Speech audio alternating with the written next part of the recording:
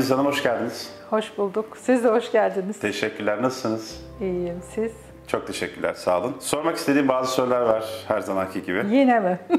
Aynen öyle. Sizin engin tecrübelerinizden, deneyimlerinizden faydalanmak Estağfurullah. istiyoruz. Ruh ikizi nedir ve nasıl tanımlanır? Ruh ikizi herkesin aradığı bir şey biliyorsunuz. Ruh ikizimi arıyorum, buldum, bulmadım ama ruh ikizi dediğimiz şey hayalimizdeki bizi bütünleyen, her şeyi birlikte yaptığımız bir kahraman anlamına gelmesin. Çünkü ikizlere de bakarsak aslında birbirinin tam zıttı olurlar. Ruh ikizi dediğimiz karakter bizim eksi yönlerimizi bize gösteren bir aynadır ve her aslında olumsuz diye tanımladığımız, bizim zıttımız olan biriyle bir araya geldiğimizde bütün tamamlanmış oluyor. İkizlerde mesela biri konuşkansa öbürü suskundur ve bu zaman zaman değişebilir. Bazen birisi çok aktif olur, diğeri daha pasif olur. Böyle bütünlenir her şey. O yüzden ruh ikizi dediğimiz şey kafamızda hayal ettiğimiz ya da işte okuduğumuz, gördüğümüz bir tamamlayıcı bir unsur değil. Aslında ruh ikiziyle ruh eşi birbiriyle karıştırıldığı için bu kavram kargaşası oluşuyor. Peki ruh ikizi ile ruh eşi arasındaki fark nedir? İkisi birbirinden tabii ki çok farklı. Biri bizim tekamülümüze çok yardımcı olur. Bizi tekamül ettiren şey nedir? Sıkıntıya koyan, düşünmeye sevk eden, hani ben bu durumun içinden nasıl kurtulurum diye çözüm üretmeye, yani yaratıcılığımızı kullanacağımız alanlara sevk eden kişilerdir. Bizim tam zıttımız. Zıt olduğu zaman rahatsız edici olan aslında demek. O kişideki özellikleri fark edip anlamak, kendinde belki açmak ya da tam tersi kullandığı alanlardaki o enerjiyi bütünlemek, fark etmek, işte o ruh ikizinin tekamülü için bize faydalı insanlar gelirler, işlerini bitirirler ve giderler eğer konuyu anlarsak. Ama ruh eşi bizim gerçekten yüzyıllardır tanıdığımız gibi, hani böyle girersiniz bir yere, seni yıllardır tanıyorum gibi, çok uzun zamandır bildiğim birisi gibisin dediğimiz, aynı zamanda işte ortak zevkleriniz, ortak keyifli alanlarınız olduğu, aynı paydadan ilerlediğiniz kişilerdir. Bunlar çok iyi yoldaş olurlar ama çok tekamül konusunda çok bizi zorlamazlar. Güzel, keyifli vakit geçiririz. Gerçekten bir bütünleşme olur ama gelişmek için biraz karşıdakiyle kutuplaşarak gelişiyoruz. Onu keşfetmek ruh ikiziyle oluyor. Genelde işte eşler mesela hep ruh ikizi aranıyor. Ruh ikizimi bulursam işte birlikte olacağım, evleneceğim ya da tam tersi çıktı gibi. Gerçekten o aslında bizim ruh ikizimiz oluyor. Nereden oluyor?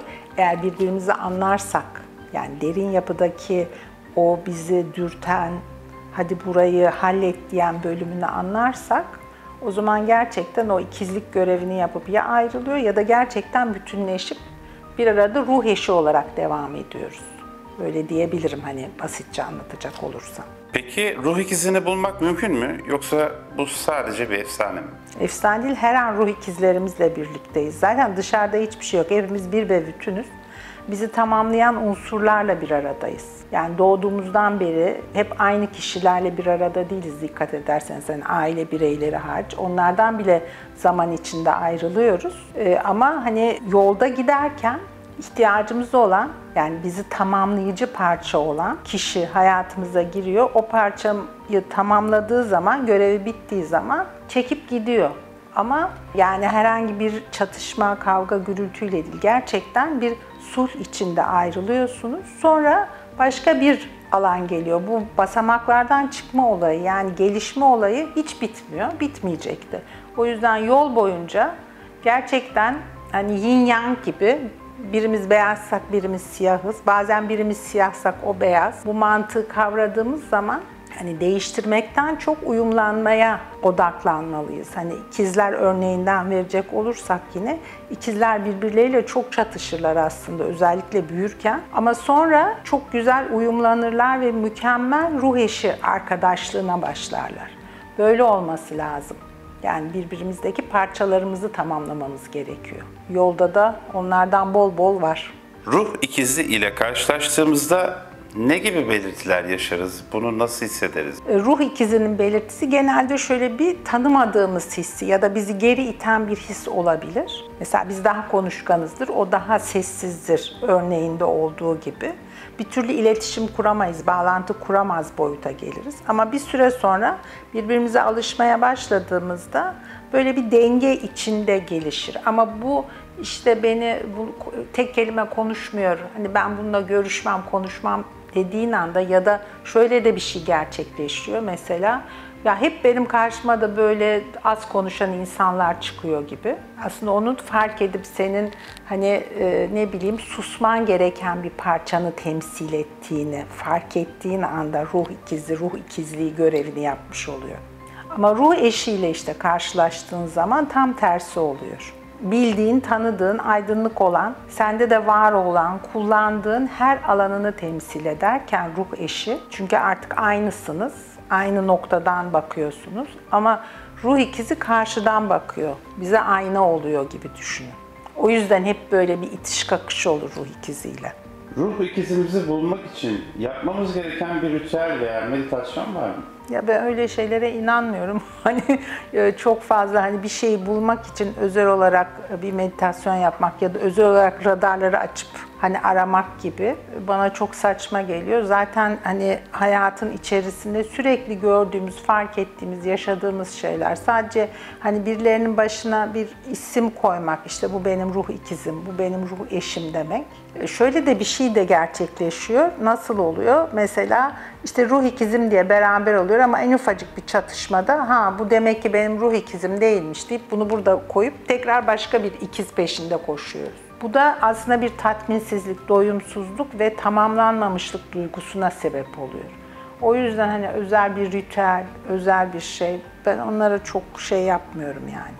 Ruh ikizi ile ilişki yaşamak her zaman kolay mı veya zorlukları var mı? Zor tabii ki. Yani zor olacak ruh ikiziyle çalışmak. Çünkü diyorum ya, bize ayna olan kişi. Ayna ne demek? Aslında aynaya baktığımız zaman eğer saçımızı veyahut da işte yüzümüzü, makyajımızı beğenmiyorsak tutup aynayı silmiyoruz, değil mi? Kendi saçımızı düzeltip makyajımızı düzeltiyoruz. Aynı onun gibi kendimizi düzeltmemiz için karşımıza çıkan kişidir aslında. Yani insanın kendine okları çevirmesi pek kolay olmuyor, yani acıtıcı oluyor. Hatta aman yok hayır ben öyle değilim diyorsun. Ben onun gibi değilim diyorsun genelde ama tam da öylesin. Yani tokat bir sağdan bir soldan geliyor, öyle söyleyeyim. Diyelim ki ruh ikizimizle bir aradayız. Ondan ayrılırsak bu durum hayatımızı nasıl etkiler? Bağımlılıkla bağlılık arasındaki fark gibi. Yani ruh ikizi deyip bağımlılık yaratmak, bir şeye tutunmak aslında insanın yalnızlık algısından kaçması içindir. Bu arayışlar da hep ondan kaynaklanıyor. İşte ruh ikizimi arıyorum, ruh eşimi arıyorum. Aslında kendiyle yüzleşmemek için, demin dedik ki okları çevirmemek için hep dışarıda arıyor. Dışarıda aradığı aslında hep karşısında olan onu fark etse çok iyi olacak. Yani geçinmek kolay değil.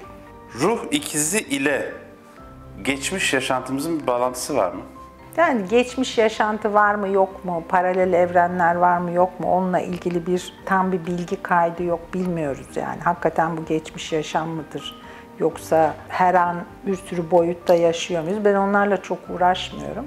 Bilimsel bir kanıtı yok. Bir de hakikaten işte bu arayış gibi onun peşinde de koşup hayatın tadını kaçırmak istemiyorum. Sürekli bir didinme, bir işte kazıma, bir şey yapma, her şeye bir sebep bulma ihtiyacı. Yok geçmiş yaşamda tanımıştım, yoktu. İşte birçok hayatımız olmuştu. Bunlarla ilgili net, somut bir veri yok ama ne var bilgi olarak bende? Bir taraftan spiritüel çalışmalar yapıyorum ama analitik yönüm de ağır basıyor. İkisini bir arada yapabilirsem ancak kafama basıyor ve anlıyorum. Şimdi eğer ki tüm bilgi kaydı, hard disk bizim bedenimizdeyse, yani beynimizdeyse ana data, O datadaki kayıtların benzerliği diyorum. Çünkü beyin inanılmaz bir sinyal okyanusunun içinde ve sürekli sinyal alışverişinde. Benzer sinyali olanlar zaten tanıdık gibi oluyor. Çekim yasası gereği, rezonans kanunu gereği birbirini buluyor. Dolayısıyla tanıdığın oradan, kendinde en iyi bildiğin, tanıdığın şeyi karşısında da aynısı olunca hemen o geçmiş yaşamlarda tanıyorduk. Bilmiyoruz, belki de vardı ya da yoktu ama ben şu anda hani bugün bilimin geldiği nokta her şeyin muhteşem bir sinyal okyanusu, enformasyon ağı olduğu bilgisi ise o bilgilerde benim kullandığım sinyallerle karşımdaki kişinin kullandığı sinyaller aynı kanaldaysa hani geçmiş yaşamlarda çok bağlantı vardır diye böyle bir kavram geliştirebileceğimize inanıyorum. Aslında bütün sinyal okyanusu bizdeyse de hani bizi iten, irite eden insanların da sinyali bizdeyse eğer, o zaman o sinyalleri açmak da bizim görevimiz.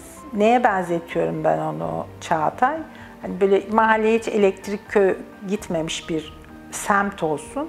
O semte elektrik hattının döşenmesi için bayağı meşakkatli bir süreç oluyor. İşte yollar kazınıyor, değil mi? İşte insanların girip çıkması zorlaşıyor, her yer çamur batak oluyor, kablolar değişiyor, evlerde bir sürü tadilat vesaire zor oluyor. Zor olduğu için işte bizim de o bizdeki karanlıkları bize sağlayan, karşımızdaki ayna görevi gören, işte ruh ikizi diye tanımlanan kişi ya da işte ruh eşi diye tanımlanan kişi, her neyse, tanımların çok önemli olduğuna da inanmıyorum.